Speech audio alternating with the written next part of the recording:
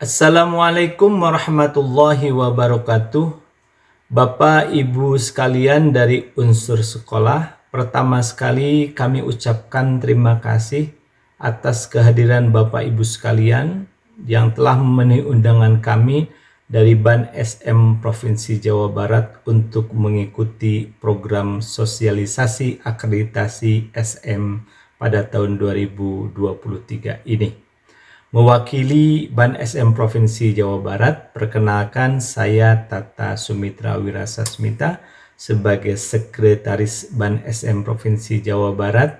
Sekali lagi mengucapkan terima kasih atas kehadirannya dan mudah-mudahan apa yang menjadi impian kita bersama untuk sama-sama mewujudkan proses akreditasi bermutu demi menggapai atau mewujudkan pendidikan bermutu di Provinsi Jawa Barat ini dapat diwujudkan. Bapak Ibu sekalian, proses sosialisasi ini merupakan kewajiban kami dari Ban SM Provinsi Jawa Barat sesuai dengan pos akreditasi SM pada butir yang pertama, yaitu kami harus mensosialisasikan kegiatan akreditasi yang akan dilakukan. Hal ini ditujukan agar kita semua dapat mendukung dan melaksanakannya secara efektif dan efisien. Apa yang akan menjadi targetkan kita di proses atau di program sosialisasi ini adalah sebagai berikut. Yang pertama adalah Bapak Ibu sekalian dari pihak sekolah madrasah, kami harapkan pada akhirnya nanti akan mendapatkan informasi terkait kebijakan dan mekanisme pelaksanaan akreditasi khususnya di tahun 2023 ini. Kemudian Bapak Ibu juga kami harapkan akan mendapatkan informasi mengenai IASP 2020, yaitu Instrumen Akreditasi Satuan Pendidikan 2020 dan bagaimana proses pelaksanaannya dalam akreditasi SM tahun 2023 ini. Kemudian juga kami akan sangat berharap bahwa Bapak Ibu sekalian juga mengetahui cara penggunaan dan pengisian dia, yaitu data isian akreditasi dan bagaimana cara Bapak Ibu sekalian mengunggah dokumen-dokumen pendukung yang diperlukan di dalam proses akreditasi tersebut melalui aplikasi Sispena SM. Kemudian yang keempat, kami berharap juga Bapak Ibu sekalian sebagai wakil dari sekolah dapat menerima informasi mengenai kapan batas waktu dan pelaksanaan akreditasi SM pada tahun 2023 ini dilaksanakan.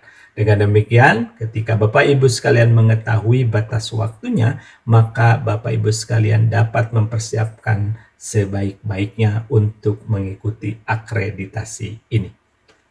Bapak Ibu sekalian, itulah target ataupun harapan kita yang akan kita capai nanti di akhir dari proses sosialisasi ini, dan mari nanti kita sama-sama melihat dan mengukur apakah target-target tersebut sudah dapat kita capai atau tidak. Karena dengan demikian sekali lagi ketika kita sudah memperoleh informasi tersebut dan memahami dengan lebih baik, maka insya Allah pelaksanaan akreditasinya itu akan dapat kita laksanakan dengan lebih lancar. Karena apa? Karena tentunya kita dapat menjalankan peran kita masing-masing sebaik-baiknya. Dalam sosialisasi ini yang akan saya soroti adalah bagaimana peran sekolah madrasah di dalam proses akreditasi ini, dan nanti Bapak Ibu sekalian juga akan tahu apa yang harus dilakukan oleh sekolah. Karena yang terlibat di dalam proses akreditasi ini banyak pihak, khususnya kalau dari Ban SM Provinsi Jawa Barat tentunya nanti ada asesor dan juga kita ada anggota Ban SM Provinsi Jawa Barat dan juga nanti akan sangat erat bekerja sama dengan Ban SM yang ada di pusat yang pada akhirnya akan kita tetapkan bagaimana hasil dari proses akreditasi yang sudah kita lakukan bersama-sama ini. Untuk selanjutnya mari kita lihat dan mari kita pahami bersama bagaimana sebenarnya kebijakan dan mekanisme dari proses akreditasi ini.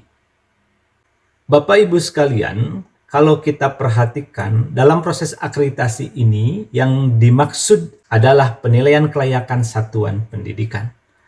Per definisi, satuan pendidikan adalah kelompok layanan pendidikan yang menyelenggarakan pendidikan pada jalur formal, non-formal, dan informal pada setiap jenjang dan jenis pendidikannya. Yang ingin saya tekankan bahwa yang kita nilai nanti adalah satuan pendidikannya, bukan warga sekolah secara individu. Jadi kalau misalnya ada kepala sekolah yang baru menjabat 1 atau 2 bulan, tetap kita akan menilai satuan pendidikan itu dalam rentang waktu yang sudah kita tentukan.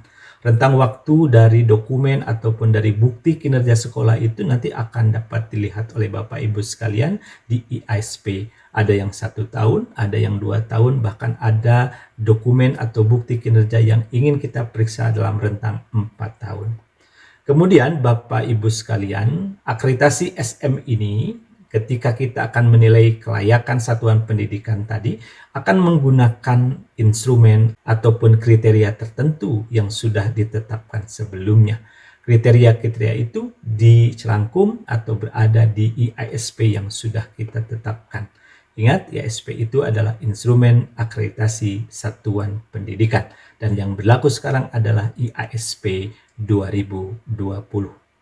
Nah, kenapa ini kita harus lakukan? Karena ini adalah kewajiban kita bersama, khususnya pemerintah, di dalam penyediaan pendidikan yang bermutu sesuai dengan Undang-Undang Nomor 20 Tahun 2003 tentang Sistem Pendidikan Nasional. Jadi proses akreditasi ini adalah salah satu upaya kita untuk memberikan jaminan bagaimana mutu pendidikan yang saat ini dijalankan di sekolah dan madrasah.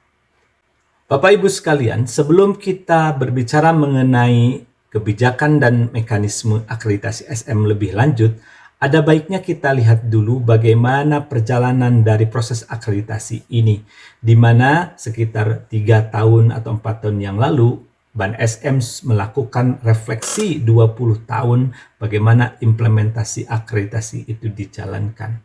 Apa yang ditemukan? Yang pertama, ternyata korelasi antara perkembangan status akreditasi dengan kualitas pendidikan itu masih lemah. Artinya bahwa proses pembelajaran yang dilakukan oleh sekolah atau madrasah dengan status akreditasi A itu sama saja ataupun tidak berbeda nyata dengan yang dijalankan oleh sekolah dengan status akreditasi yang lebih rendah.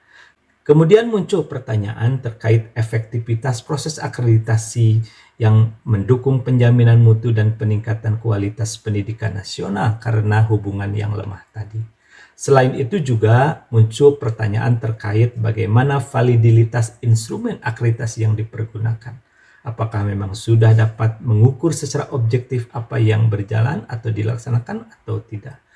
Juga muncul pertanyaan terkait bagaimana kredibilitas sistem dan manajemen akreditasi sekolah madrasah itu dilakukan. Ini merupakan hasil refleksi yang dilakukan oleh BAN SM setelah 20 tahun implementasi akreditasi. Kemudian setelah itu muncul kita melakukan evaluasi diri.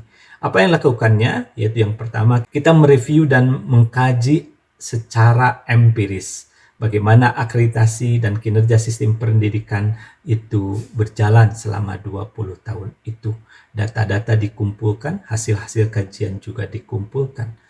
Kemudian dilakukan juga kajian pustaka, diskusi dengan berbagai narasumber ahli dengan tujuan agar mendapatkan masukan sehingga dapat memperbaiki proses ataupun pelaksanaan akreditasi yang dilakukan. Juga dilakukan diskusi secara internal, kemudian analisis sistem dan instrumen. Tak lupa untuk meyakinkan atau menambah wawasan juga dilakukan benchmarking dengan pihak-pihak yang juga melakukan proses akreditasi. Apa yang kita peroleh? Nah, kemudian kita punya rekomendasi untuk memperbaiki keadaan ini. Apa yang harus dilakukan? Yang pertama itu perlu dilakukan atau diadakannya reformasi manajemen dari proses pelaksanaan akreditasi ini agar proses yang dijalankan itu lebih efisien dan efektif dan tanpa backlog ataupun tanpa tumpukan hutang yang harus dijalankan dalam proses akreditasi. Kemudian juga disimpulkan perlu mengganti instrumen agar lebih fokus pada pengukuran kinerja sekolah. Jadi instrumen yang baru diharapkan memiliki tingkat validitas dan reliabilitas yang lebih tinggi di dalam mengukur kinerja sekolah. Juga perlu memperkuat rekomendasi agar tindak lanjut lebih konkret dan efektif. Karena sebagai hasil akhir dari proses akreditasi itu selalu dibuatkan atau disusun rekomendasi tentang kegiatan-kegiatan yang harus dilakukan oleh sekolah madrasah sehingga dapat dijadikan sebagai acuan dan proses pembelajaran berikutnya lebih bermutu atau lebih meningkat kinerja yang diberikan oleh sekolah madrasah. Bapak Ibu sekalian, dari rekomendasi yang sudah disusun ini, kemudian muncullah gagasan untuk melakukan reformasi sistem akreditasi. Aspek-aspek apa saja yang kemudian harus direformasi? Nah, Ban SM sudah menentukan ada beberapa aspek yang harus direformasi. Yang pertama adalah tentang instrumennya itu sendiri. Yang kedua, tentang bagaimana melakukan rekrutmen asesor yang akan melakukan penilaian di satuan pendidikan tadi. Juga dilakukan reformasi dan memunculkan apa yang disebut dengan dashboard monitoring system. Dan yang keempat, kita melakukan reformasi mengenai orientasi, peran dan fungsi yang harus dijalankan oleh Ban SM. Secara singkat saya akan menjelaskan aspek-aspek tadi. Aspek pertama yaitu tentang instrumen. Ban SM sekarang sudah merubah dari instrumen yang asalnya bersifat compliance kepada performance. Hal ini berarti bahwa Ban SM sekarang tidak lagi hanya melihat lengkap atau tidaknya dokumen yang diberikan, tetapi justru lebih melihat bagaimana kualitas dokumen yang disediakan tersebut, apakah memang sesuai dengan yang ditunjukkan kinerjanya oleh sekolah atau tidak. Kedua, bahwa hasil kajian secara ilmiah dan komprehensif selama 2 tahun ini kita lakukan dengan melibatkan berbagai ahli, baik dari ahli-ahli dalam pendidikan maupun dalam manajemen dan di dalam pengendalian atau penjaminan mutu. Sekarang, komponen yang dilibatkan dalam instrumen itu hanya ada 4, yaitu komponen mutu lulusan, komponen proses pembelajaran, komponen mutu guru, dan komponen manajemen sekolah. Yang sebelumnya, komponen itu melibatkan 8 standar yang dapat nanti kita lihat di bagan atau diagram pada uraian selanjutnya. Instrumen baru yang kita buat untuk penyempurnaan instrumen sebelumnya, kita lakukan uji coba. Yang pertama tahun 2019 dilakukan di 4 provinsi, yaitu di Sumatera Barat, Jawa Barat, DI Yogyakarta, dan Sulawesi Selatan. Dan pada tahun 2020 kita lakukan uji coba di 34 provinsi. Sebagai hasil penyempurnaan instrumen tadi, kemudian ditetapkan dengan Kepmen nomor 1005-P-2020, yaitu tentang kriteria dan perangkat akreditasi pendidikan dasar dan menengah yang kemudian dikenal dengan istilah IASP 2020. Kemudian dilakukan pilot project tahun 2020 pula, yaitu di 5.000 sekolah dan madrasah. Aspek yang kedua yang dilakukan reformasi adalah mengenai rekrutmen asesor. Karena Ban SM melihat bahwa asesor itu merupakan ujung tombak proses akreditasi di lapangan yang memiliki integritas dan profesionalisme. Sehingga dengan demikian, ini pun harus menjadi hal yang perlu dikelola dengan lebih baik lagi.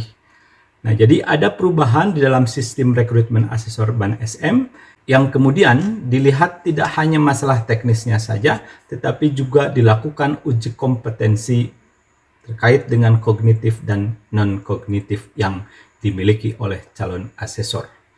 Proses rekrutmen ini sangat luar biasa dan dilakukan dengan uji kompetensi. Dari 9.996 peserta seleksi, hanya 3.839 yang lolos menjadi asesor secara nasional. Di Jawa Barat sendiri, yang asalnya sejumlah lebih dari 3.000, sekarang hanya memiliki 851 asesor berdasarkan pola rekrutmen yang baru ini. Diharapkan bahwa Sistem rekrutmen yang baru ini dapat meningkatkan kualitas asesor, karena peningkatan kualitas asesor yang berlaku dapat atau diharapkan akan semakin mampu meningkatkan kepercayaan para pemangku kepentingan kepada hasil akreditasi SM yang dilakukan. Aspek yang ketiga adalah apa yang dikenal dengan dashboard monitoring system. Dashboard monitoring system ini merupakan suatu mekanisme otomatis yang dilakukan untuk proses akreditasi, di mana ini didasarkan ataupun akan menampilkan indikasi kondisi mutu kinerja sekolah madrasah berdasarkan indikator kinerja yang dilaporkan setiap tahunnya. Nah, Bapak Ibu sekalian, indikator kinerja yang muncul itu didasarkan